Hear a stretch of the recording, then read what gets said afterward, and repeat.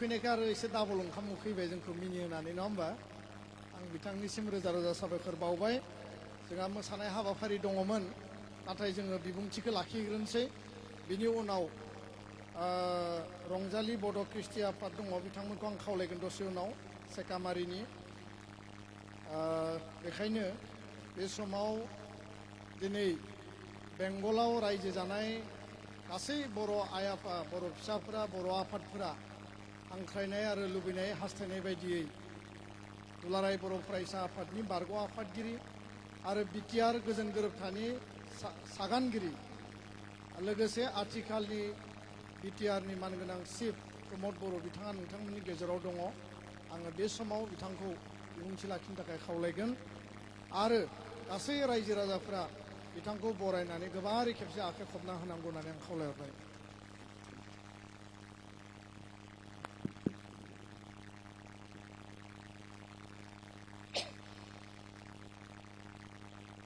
दुलाराय बर' फरायसा आफादनि 52थि जोनोम सानखौ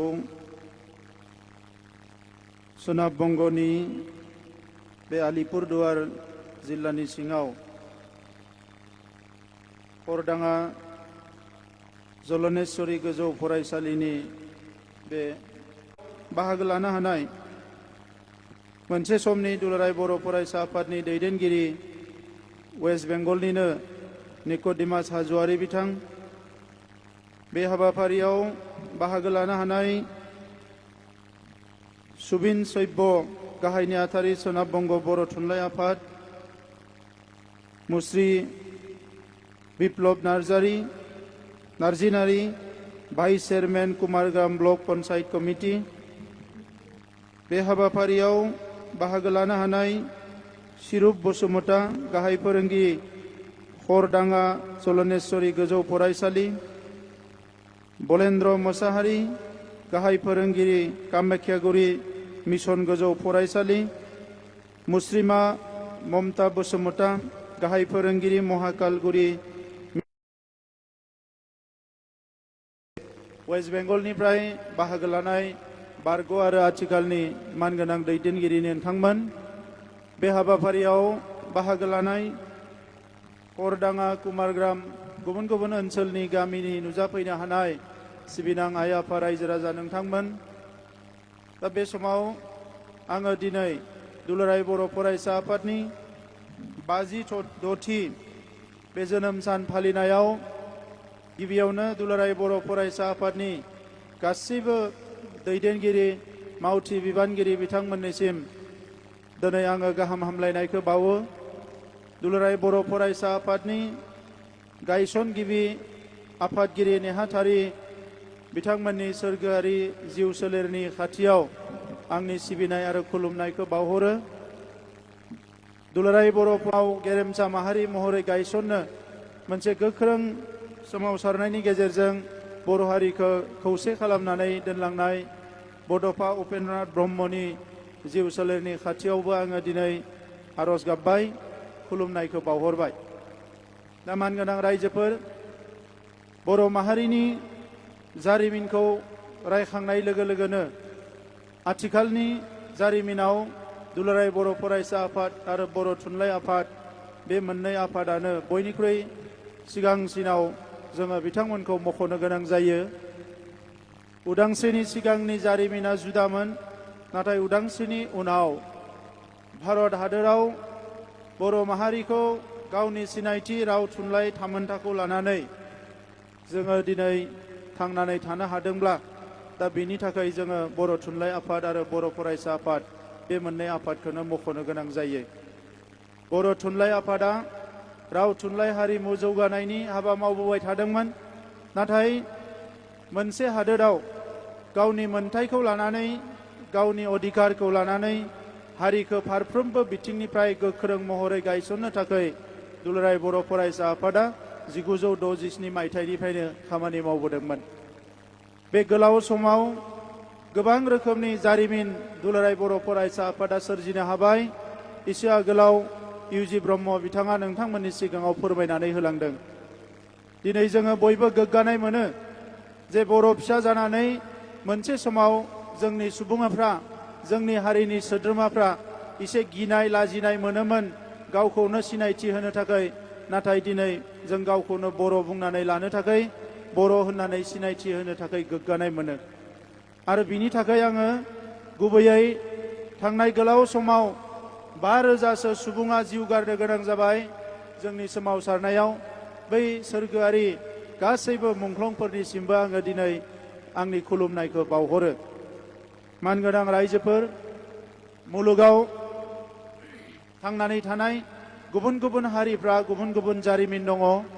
सोरबा 100, 102, 103 बोसोर, 600, 500 बोसोर गाहाम सोमावसारनो गोनां जादों गावनि हारिनि थामोनथा रैखाथिखौ लाखिनो थाखाय।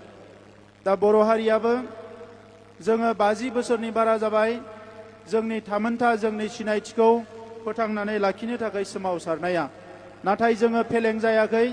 जोंनि सोमावसारनायाव मोनसेनि उनाव मोनसे जोङो एचिभमेन्टखौ जोङो फिथाइखौ मोननो हादों।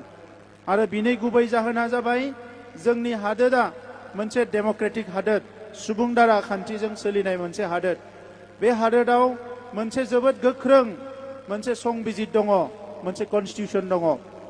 बे संबिजित आरो कनस्टिटिउसननि गेजेरजों जोङो दिनै भारताव थांनानै थानाय जोंफोरबायदि ट्राइबेल माहारिफ्रा, उन्दै उन्दै माखासे हारिफ्राबो दिनै मोजाङै जाय नांनो रोंदों, मोजाङै जाय बिख'नो रोंदों, मोजाङै जाय राजखान्थिफोरखौ गेलेनो रोंदों, बिथांमोना गावबा गावनि मोन्थायखौ मोननो हादों।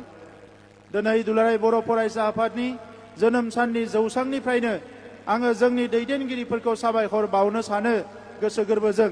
मानोना भारताव गोबां हारि दङ जाय हारिफोरनि सुबुं अनजिमाया कौटिनिख्रुइ बांसिन, नाथाय बे हारिफोरनि रावा दिनैसिमबो भारताव गनायथि मोनाखै। नाथाय बर' रावा जोंनि सुबुं अनजिमाया खमब्लाबो, बर' राव रायग्रा सुबुं अनजिमाया भारताव खमब्लाबो जोंनि रावा दिनै 22 शेड्युल लेंगुवेजनि गेजेराव बर'आबो मोनसे शेड्युल लेंगुवेज। बेयो जोंनि थाखाय बेसेबा गिदिर मोनसे एचिभमेन्ट। दा बेखौ लानानै जोङो हारिखौ दिनै दानांगोन। मानगोनां रायजोफोर, जारिमिना मालाबा मालाबा गोमालांनो नागिरो बबेबा बबेबा हारिफोरनि। दिनै भारतबर्षनि गिदिर गिदिर गोजौ गोजौ हारिफ्रा, जौगासारनाय हारिफ्रा उन्दै उन्दै हारिनि जारिमिनफोरखौ खोमालांनो नागिरदों। बिनि थाखाय माखासे हाबाफारि सोलिगासिनो दङ। जायफोर बे एडभान्टेज मोनसे अबस्थायाव थायो, मोजां अबस्थायाव थायो, बिथांमोना सोरनिबा सोरनिबा जारिमिनखौ लासै लासै खोमोरलांनो नागिरो।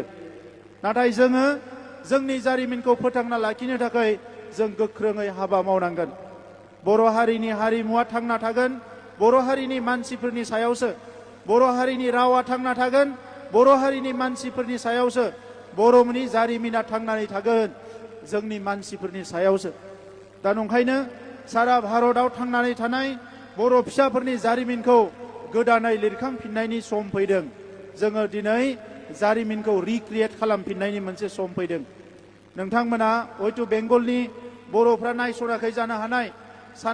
मास मोननै मोनथामसो सिगाङाव दिल्लीयाव लासित बरफुकनखौ लानानै आसाम सरकारा बिराद गिदिर मोनसे बिथांमोना मोनसे हाबाफारि लादों।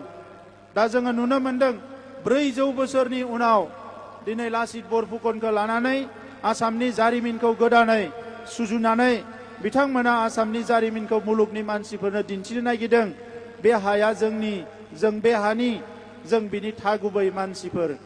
नाथाय जोंनि जारिमिनखौ बुरखांनो थाङोबा 400 बोसोर नङा, बियो रोजा रोजा बोसोर सिगांनि जारिमिन। जेराव सिडनी एन्डेल मोना, इडुवार्ड गाइड मोना, सुनीति कुमार चेटार्जी मोना आरो गोबां जारिमिनगिरिफ्रा, बिसोरो सोरबा ब्रिटिशमोन, सोरबा बेंगलिमोन, सोरबा असमियामोन। बे जारिमिनगिरिफ्रा जोंनि हारिनि जारिमिनखौ लिरलांदों। जाय बिथांमोना बुंदों बियो 4000 बोसोर सिगां, बिसि, बिफर क्राइस्ट, बियो 4000 बोसोर सिगांनिफ्राय नैबे हालामाव जोंनि मानसिफ्रा रायजो जाबोदोंमोन। दा बेखौ दिनै बुरखांफिननायनि सम जाबाय। दा बेनिखायनो नैबे समाव बेंगलाव था, आसामाव था, बांलादेशआव था, नेपालाव था, जाय जेरावनो थाया मानो जोंनि यां जेनेरेशना, दानि आथाला, जायफोर दिनै लेखा गोरों जाबाय, जायफोर रोंखा राखा जाबाय, गावबा गावनि केरियारजों लोगोसे, गावबा गावनि जिउ दानायजों लोगोसे हारिनि थाखाय जों एफा एफा एफर्ट नाजानायखौ बयबो लानांगोन। थांनाय जेनेरेशना जोबोद गाज्रि समावबो बिथांमोना जुजिनानै हारिखौ फोथांनानै लाखिबाय। एसे आगोलाव इउजि ब्रह्म बिथाङा बुंदों बड'लेण्डआव जेसेबां सोमावसारनाय जादों बे सोमावसारनायनि माखासे बिहोमाखौ वेस्ट बेंगलनि बर'फ्राबो होबोदों। बियो माने बर' थुनलाइ आफादनि सोमावसारनाय, बियो एबसुनि सोमावसारनाय, बियो बिएलटिनि सोमावसारनाय, बियो एनडिबिनि सोमावसारनाय। बै समावबो बेंगलनि बर'फ्राबो सोरबा जेल जादों, सोरबा पुलिसजों बुजादों, बायदिसिना थासारियाव गोग्लैनो गोनां जादों। दा नंखायनो दिनै बेंगलनि जारिमिन आरो बड'लेण्डआव थानाय बर' फिसाफोरनि जारिमिन बेखौ जोङो जुदा जुदायै जिअग्राफिकेल लकेसनखौ लानानै रायलायोबाबो बियो समानानो।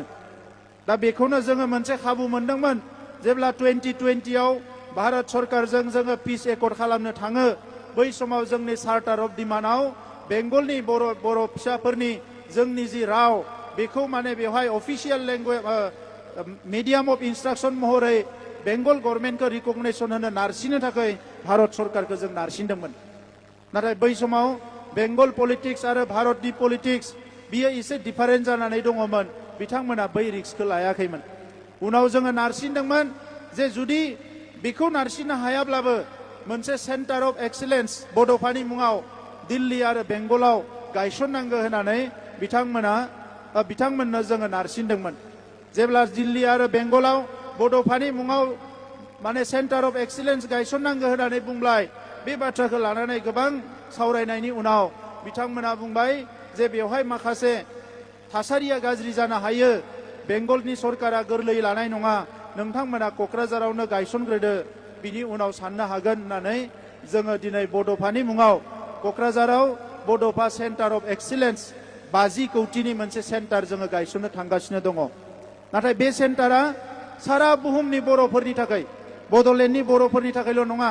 बै सेन्टारनिफ्रायनो बेंगलाव थानाय बर' फिसाफोर, बांलादेशआव थानाय बर' फिसाफोर, नेपालाव थानाय बर' फिसाफोर, मेघालयआव थानाय बर' फिसाफोर, भारतनि जेराव जेराव बर' माहारिनि मानसिफ्रा दङ बे गासैनिबो राव थुनलाइ जौगानायनि थाखाय बे सेन्टारखौ जोङो गायसनगोन आरो बेवहायनो स्टाडि आरो रिसार्च जागोन। दा नैबे समाव आं बेखौनो खावलायनो सानो दिनै जोङो रावबो गोहोखौ लोरबां खालामनो नाङा, गोसोखौ लोरबां खालामनो नाङा। जोङो कनफिडेन्सखौ जोङो बारायनानै लानांगोन। दिनैनि जुगा साइन्स आरो टेक्न'लजिनि जुग। ग्लबेलाइजेसननि समाव मुलुगनि मानसिफ्रा जोंखौ मदद खालामनो थाखाय नेनानै दङ आरो बियो जाय जेरावनो थाया मानो दिनै रावखौबो थगायनो, सोबख'नो, नासयनो हानाय थासारिया गैया। मानोना जोङो बबेबा मोनसे नङा बबेबा ओनसोलावबाबो गोरायै गावनि खुन्थियाखौ गायसनना लानो हाबाय, जायनिफ्रायनोखि जोङो जेरावबो थांनानै खामानि मावनो हायो, जों खोथा बुंनो हायो। जोंनि गभर्नमेन्ट फैनायनि उनाव देग्लाय बोसोराव माखासे नेपालनि फरायसाफोरखौ जोङो आसामाव जोङो टेकनिशियान फोरोंगासिनो दङ NIB नि गेजेरजों।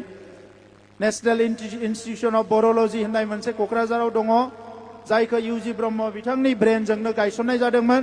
दा बिनि गेजेरजों देग्लाय नेपालनि फरायसाफोरखौ जोङो फोरोंनायखौ जागायदों। बेंगल ओनसोलनि फरायसाफोरनि थाखायबो बे NIB नि गेजेरजोंनो सोरबाफोर बड'लेण्ड इउनिभारसिटियाव फरायनो सानोब्ला, सोरबाफोर आसामाव थांनानै फरायनो सानोब्ला बिथांमोनखौ फरायहोनायनि माखासे स्कलारशिपनि बेबस्थाखौ खालामनाय जागोन जुदि सोरबाफोर थांनानै फरायहैनो नागिरोब्ला। मानगोनां रायजोफोर, समा जोंखौ दिनै खावलायदों खामानि मावनो थाखाय, गोब्राब खामानि मावनो थाखाय। दिनैनि समाव वर्ल्डआव सास्टेनेबल डेभेलपमेन्ट गल होननाय मोनसे मिशनखौ लानानै खामानि मावगासिनो दङ आरो जोंबो दिनै जि बाथ्राखौ साना मानो बेखौ सास्टेन जानांगोन आरो बिनि थाखाय जोङो खामानि मावनांगोन। आरो बिनि थाखायनो सासेबो फरायसाफ्रा, सासेबो लाइमोनफ्रा रावबो ओरैनो थानो नाङा। दिनै बेंगलाव थानाय गंफ्रोमबो बर' गामिनि रायजो राजाफोरखौ लानानै आङो बर' थुनलाइ आरो दुलाराय बर' फरायसा आफादखौ खौसे खालामनानै खामानि मावनो थाखाय खावलायदों। एखमबा फिसा फिसौ गाज्रि मोनलायनाय जायो, बेफोरखौ जोङो हारिनि ग्रेटार इन्टारेस्टआव, हारिनि मोनसे गिदिरथार इन्टारेस्टआव जोङो बेखौ बावलांनांगोन। बावैसो जोङो खेबनै सावरायबाय बेंगलनि माखासे रावनि जेंना, सोलोंथाइनि जेंनाखौ सुस्रांनो थाखाय बोरैहाय हाबा मावनो हायो। बैसागो खुंनाय समाव कलकातायाव सावरायबाय, बिनि उनावसो आरोबाव मास मोनथामसो सिगाङाव खेबसे जोङो सिलिगुरियाव सावरायबावबाय। दा बेवहाय गोबां बाथ्रा सावरायनाय जादों। माखासे थांखि लानाय जादों। बेबायदिनो आं मिजिंथिदों जे खम समनि गेजेरावनो जोङो खेबसे दुलाराय बर' फरायसा आफाद आरो बर' थुनलाइ आफादनि दैदेननायाव बेंगलनि चिफ मिनिस्टारखौ लोगो हमनो थाखाय नाजागोन, जाहाथे जोंनि जेंनाफोरखौ सुस्राङो। बेंगलनि गभर्नरखौ लोगो हमनो नाजागोन, जाहाथे जोंनि जेंनाफोरखौ सुस्रांनो हायो। आरो आङो खावलायगोन जे दिनै नैबे जेनेरेशना राव थुनलाइ हारिमु गासैबो जोंहा थांनानै दङ। फैगौ जेनेरेशना बिनिख्रुइ आरो गोख्रोङै हाबा मावनो हानायनि थासारिखौ जोङो दानि जेनेरेशना, दानि मानसिफ्रानो जोङो दानानै गालांनांगोन। दा बिनिखायनो आंनो बुंदोंमोन आलिपुरदुवाराव हा मोनगोन, हानि थाखाय एप्लाइ खालामदों। मानगोनां MLA बिथाङा ओंखारलांबाय। दा बिथांखौ आङो खावलायनो सानदोंमोन, दा थेवबो उननि समाव फैनानै जोंहा लरेन्स इस्लारि MLA दङ, जिरन बसुमतारी बर्डारावनो MLA दङ। दा बिथांमोना सावरायनानै MLA बिथांजों आरो जोंनि बेंगल जोंहा जे स्टेटनि जोंनि कमिटिफोरजों सावरायनानै जाहाथे बिगासे बिगानै हा बरननायनि बेबस्था खालामो। आरो जेब्ला हाखौ बरननानै होगोन अब्लानो नोंथांमोननि अफिस लुनाय, स्टाडि सेन्टार लुनाय, अडिट'रियाम लुनाय आरो बर'नि माखासे फोरबोफोरखौ खुंनो थाखाय जोङो माखासे लुफुंनो थाखाय जोंनि सरकारनिफ्राय जोङो फेस वाइजआव खमसे खम 3 कौटिसो रां हरनो थाखाय आं थिग खालामनानै दोनदों। नोंथांमोना बेबस्थाखौ खालामबानो जाबाय, जोङो बेखौ लासै लासै मावलांबाय थागोन। दा मानगोनां रायजोफोर, दुलाराय बर' फरायसा आफादनि बागै आं गोबां बाथ्रा बुंनो सानाखै। जोंहा आफादगिरिया एसे आगोल दसे उनाव बिबुंथि होगोन। आंबो एबसुनि गोलाव समनि मावथिमोन हिसाबै आं नुबोदों जे बर' माहारिनि मोनफ्रोमबो बिथिङाव आखाइ होनो हानाय, खामानि मावनो हानाय मोनसेल' आफादानो जाबाय दुलाराय बर' फरायसा आफाद। आरो बियो लाइमोनफोरनि आफाद। बे आफादजों इमोसन थाफायो, एनार्जि थाफायो, टेलेन्ट थाफायो, भाइब्रेन्ट थाफायो, गासैबो थाफाजोबो। दा नंखायनो बे आफादखौ जों मोजाङै बाहायनांगोन। दिनै बहाबा जौ जुवानि थासारि फैबाय, ड्राग्स जानायनि थासारि फैबाय, बेवहाय एबसुआ खामानि मावनो हायो। सोरबा हारिया जोंनि हारिखौ नाख्रेबनो नागिरदों, बेवहाय जोंनि लाइमोनफ्रा गसंनो हायो, एबसुआ खामानि मावनो हायो। सोलोंथाइनि एवारनेस होनो नांगौ, जोंनि एबसुआ खामानि मावनो हायो। स्किल डेभेलपमेन्टनि ट्रेनिं होनो नांगौ, बेवहाय एबसुआ खामानि मावनो हायो। दिनै खेराइ बागुरुम्बानि ट्रेनिं होनांगौ जोंहा लाइमोनफोरखौ, बेवहायबो जोंहा एबसुआ खामानि मावनो हायो। गासैबो बिथिङाव एबसुआ खामानि मावनो हायो। बिनिखायनो जों बुंबोबाय थादों जे एबसुआ मोनसे आफादल' नङा, बियो बर' माहारि दानायनि मोनसे गिदिर इनस्टिटिउसन होननानै, फसंथान होननानै जों बुंदों। दा बिनिखायनो दिनै 56थि जोनोम सान फालिनायजों लोगोसे आं एबसुनि आफादगिरि, गाहाय नेहाथारि आरो गासैबो दैदेनगिरि बिथांमोनखौ खावलायो जे एबसुखौ जोङो बर' माहारि दानायनि मोनसे इनस्टिटिउसन हिसाबै गोख्रोङै गायसनलांनायनि जि एजेन्डा, बेखौ फैबाय थानाय समाव आरो गोख्रोङै मावलांनो थाखाय आं खावलायबाय। आरो वेस्ट बेंगलनि आइ आफा रायजो राजा नोंथांमोनखौ आं खावलायदों जे बे दुलाराय बर' फरायसा आफादनि सायाव गोख्रों फोथायनाय लायो आरो हारिया अरायसम खौसे जानानै थायो। जों मालाबा सानफ्लाङो राजखान्थिनि थासारिया बोरैबा जायोब्ला, बायदिसिना थासारिया बेले बेजे जायोब्ला जों मालाबा गियो। नाथाय मानगोनां रायजोफोर, गिनानै रावबो थांना थानो हानाय नङा। जाय गियो बियो जोबस्रांलांगोन। जाय साहस खालामो, जाय कनफिडेन्स लायो, बेनो थांनानै थागोन। दा नंखायनो दिनैनि जायखिनि बर' जोंहा बेवहाय सिनियरफोर दङ, खेबसे खौसे जानानै आंबो फैगोन, दैदेनगिरिफोरखौबो लिंबोगोन, खनसे खौसे जानानै सावरायनांगो आरो बेंगलनि बर' माहारिनि जारिमिन लिरनायनि हाबाफारिखौबो जुरिनांगो। बे जारिमिन लेखा साफायनाय बायदिसिना खामानिफ्राव जों मदद खालामगोन। जि हाबाफारि दङ जों बेवहाय मदद खालामगोन। दा बयनिसिमबो खेबसेबाव रोजा रोजा साबायखर बावबाय। जोंहा माखासे गागि देंखोगिरि बिथांमोनाबो दिनै फैदों, मोजां मेथाइ खनदों आरो आं मेथाइ खनबावगोन होननानै सानदों जे दिनै जोनोम साननि बे गोथार बुब्लियाव दुलाराय बर' फरायसा आफादा अरायसम थांनानै थाथों, इयुनाव आरोबाव गोख्रोंसिनै हाबा मावनो हाथों, बेखौनो मिजिंथिनानै आंनि बुंनायखौ बेवहायनो फोजोबनाय जाबाय। गोजोन्थों।